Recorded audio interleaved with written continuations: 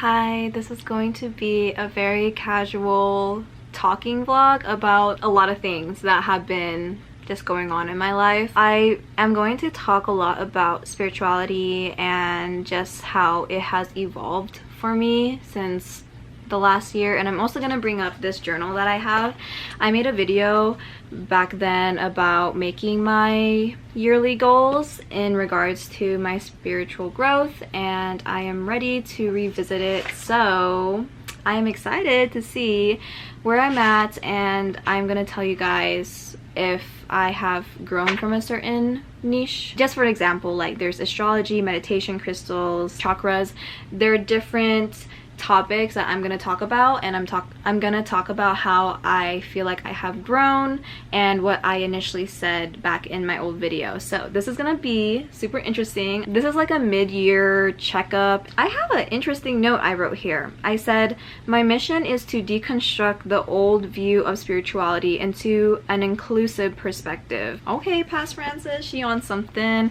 But anyways, I'm gonna make sure I put a different clip of my notebook so you guys can read it. But basically, the first page is my goals and my breakdown of it, and basically like a deep reflection of why I'm doing this. So I wrote down why I want to basically expand my knowledge in certain areas, and I chose the ones that I felt like mattered to me most, and I chose astrology, crystals, femininity / goddess energy, create an effective, efficient space, intuition, and tarot. But I also will include breath work, the lunar cycle, and chakras, meditation, all that good stuff. So the first topic I'm going to talk about is crystals. My goal said that I wanted to learn deeply at least 1 to 3 crystals, write experiences, and reflect back on the nature of the crystal and use it as a guide / token of cultivating that value / trait or growth. I feel like with crystals, I have felt intuitively throughout the year that I want to pick up some, and I actually got a good amount. Like, I'm gonna go grab some right now. So I have a few here. I feel like my collection grew a lot, and I'm not a super crazy crystal girl yet. I'm like really gravitated to my malachite right now. Okay, so I have malachite, carnelian, tiger's eye, amethyst. Man, I forgot these two. And then I got a citrine. This is my first big crystal piece, and I was just so gravitated to this, and it's just so beautiful. And it's the color of citrine is my birthstone. As you can see, my favorite color is orange. It just fits me so well. And so then I also have this one, but I have some more, and I feel like I don't use my crystals as often as I should or integrate them as I should, but it's really nice that I have them, and if I need to refer back to them, I already have them instead of having to purchase one. So I am excited to have my collection grow, and I'm just doing it very slowly but surely, and I've been enjoying going to the metaphysical store. It's just like a little treat, like a trick-or-treat place I could go to, you know? The next thing I have here is astrology. So I wrote down, know what time I'm born, know my birth chart by heart, completely understand what it means to be a Sagittarius. And I guess to reflect back on this, I haven't checked my time of birth yet, so I don't have the accurate description of my astrology chart. So I need to do that soon. I do like what I wrote about why I want to learn and how I want to feel when I grow in this. So you can go ahead and like pause the screen if you want to read that, I don't mind. So the next topic is femininity. I wrote down here why I wanted to focus on this area, and I said that I wanted to be her, becoming her. I remember that was like a trendy thing back then, but honestly it's a for real thing. Like, becoming her is still an ongoing thing, okay? So I also wrote down to cultivate a better, confident side to my femininity and ultimately create balance between the yin and yang. So when it comes to my femininity, I feel like I have really grown in that. I was looking back at old photos of myself, and I definitely had like a much more puffier face. I have used my gua sha more often. I've been doing some more mirror work. I have been doing just like very sensual practices to help me feel more in tune with my feminine side. and so I have been really enjoying exploring this side of me, and I just love watching TikToks and watching videos and just everything about femininity, because I feel like it's such an art. It's basically divine consciousness, your subconscious. The femininity within us is so powerful in so many ways. Honestly, it's like my highlight for the year, so I'm just very, very happy of that. And also in regards to that, I cut my hair when I came back from a Vegas trip with my boyfriend, and I cut my hair. I got so many compliments, I got so much love on it. I got so much love from just like this change in me, and honestly it really, really boosted my confidence in myself, because back then I didn't like the way I looked with short hair, because I looked like a kid. I was like chubby and just innocent and sensitive, and then now I feel like I can really say that I'm maturing into a adult, like a woman, you know, and having short hair made me feel more confident in my chest, and like just wearing clothes that I feel like it just definitely gave me the change of energy, the change of vibe, and I definitely feel more confident with short hair, because I feel like with longer hair it's easy for you to kind of hide behind it. Like, it's very comforting to have long hair, but when you have short hair, you just know you gotta be the boss, you know? The next one I wrote about is the lunar cycle. So I wrote down that I wanted to use this as a guidance and a calendar for my rituals and routines. It will help me plan my days of when I need to stay home or go out. It can help me prepare on what I have to work on, and to understand my body and how it works with my moon. Now, the lunar cycle is also another fun update, because syncing my cycle, my period cycle, with the lunar moon has been a very, very interesting journey. The last year I have been monitoring my symptoms and just how I am every single day, and whenever I notice I am at a certain week of my period, it definitely gives me insight. It gives me a better preparation for me in the future. And so I recently have felt like I finally got that down, and so I have been watching videos like from Hitomi and Lynette Adkins about syncing or living your life with your period, and it's honestly been the most beneficial thing ever. It's just so crazy, because I feel like that stuff finally clicked with me after practicing like observing my symptoms throughout the year. And now the fact that like two of my favorite YouTubers are posting that type of stuff, I'm like, wow, this is divine timing. This is just a great time. So I referred to Hitomi's video and her Instagram post on what to consume, and I actually went to the grocery store today to get some pumpkin seeds and to get some good food for me, because I haven't been in the kitchen. I have been going out a lot, and I've been just focusing a lot on my art, and I really miss cooking, and I really want to get back into baking and just doing handcrafted meals. Also, I realized that I always get my period after 1 or 2 days after the new moon, and I can just let myself know, like, okay, if a new moon's coming up, like, I know when my luteal phase, my follicular phase, my menstruation is, like, I can just put everything on my calendar. So on my Google Calendar, I write down, oh, estrogen is dropping, estrogen is rising, like, and I have little notes of what to refer to. So whether I should do more exercise, less exercise, or if I need to give myself certain nutrients or vitamins. It's an ongoing process, but I promise you, once you start, it's going to be like a game changer. You feel like you're just ahead of the game all the time. So with the update of my lunar cycle and just keeping track of the moon,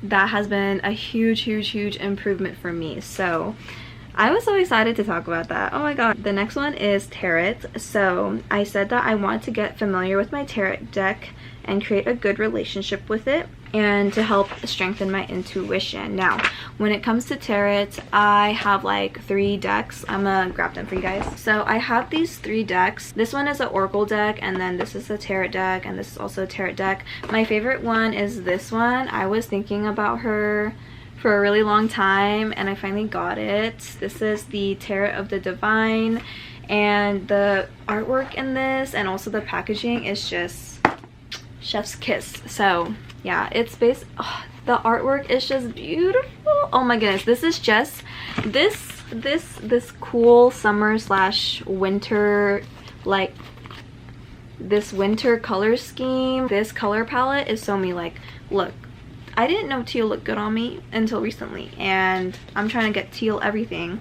This deck, Chef's Kiss, I feel the most connected with this deck. Ooh, should we see what 2 cards fell out? I think this one is calling out. So I got the Page of Swords, because this fell down face flat. Page of Swords. Also, the way she made this handbook is, it's just so good. Like, please support, please support. Okay, Page of Swords. The Page of Swords represents youthful intelligence. Princess Perazi uses her wit to succeed where others have failed. Her optimism intact through it all. She is the harbinger of new beginnings and new ideas for herself around her. And then it says talkativeness, energy, thoughtfulness, courtesy, and truthfulness. Oh my god, this is Princess Perazi. This is from a Arabic folk tale. I don't know if I mentioned, but this is basically mythology, legends, folklore from just different cultures. I don't know if I mentioned that, but yeah, this is why I love the deck so much, is because I'm also learning something new about like the world, you know. Anyways, going back to tarot, I feel like I could progress more on my tarot, but I kind of lost touch of one of my routines I did. I made a morning routine video like a few months ago, and I really loved that morning routine, but I changed the layout of my room, so I had to stop doing that. But I need to find a new routine where I can incorporate this. So I think that's all I wrote in regards to specific niches of spirituality that I want to work on, but I definitely wanted to mention 2 more things, which is meditation and breath work. So with meditation, I have been really gravitated to just guided meditations on YouTube. So with meditation, I feel like I really need the guidance. I need someone to speak and for me to listen, and I feel like that's just what works for me best. And I personally use like smoking as a way for me to get to that higher level of consciousness. So I have been doing that, and I wanted to share a really profound meditation experience I had recently. So I woke up one morning and I heard this song play in my head, and it was called Meditate by Earth Gang. Like I haven't heard that song in a really long time, so the fact that I thought about it was just super random. Hello, Future Francis here. Just wanted to correct myself in this video and say that the song wasn't Meditate. I thought it was, but it's a completely different song. It's actually called Baguette with Jid, Kenny Beats, and Shmino. So Jid was the one who was singing that song, but I still love Earth Gang. I just got my songs mixed up, so I'm sorry about that. So continuing on, and around this time I was practicing learning how not to pick up my phone like the first thing in the morning. I practiced like just going around my room and like meditating, putting on some incense, you know. So I had that going on, and I told myself like, okay, I think it's time for me to meditate. So I was looking for a guided meditation. I literally just wrote down guided meditation on YouTube, and I clicked on a video, and it's basically envisioning a new you. It was basically a meditation teaching you to visualize you in the future, your highest self, like you living your best ultimate life, you know. So the meditation was maybe around 20 minutes, I believe. Not 100% sure, but so the meditation started off with the woman telling you to just do some breath work, and so she says some more things to get you visualizing yourself in the future, which the things she mentions in the meditation are very profound, and I highly recommend it, by the way. I don't know if I already said that, but I basically got to a point where she told me that you're going to envision a button, or like a red button or something, or I don't know, some type of button for you to press. And when you press that button, you are going to think of a word, a symbol, a color, an object, like anything that you want to remind you to be your highest self. And so I practice clearing my mind. I practice just removing all the thoughts trying to get in my head. I put a a shield, like a barrier to kind of get rid of my intrusive thoughts. And once I was ready to receive that, the first thing I thought was a line, and that line was red. And the most craziest part of it all is that I got this red line tattoo way back when I was in college. Like, I remember waking up and I just told myself, I'm gonna go get a red line tattoo because I just like the way it looks, I want it.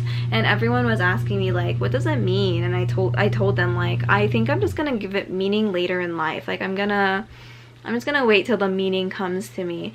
And I was just so confident about it, because usually I'm not gonna just get a random tattoo. Like, I'm going to get one that really feels like it resonates with me.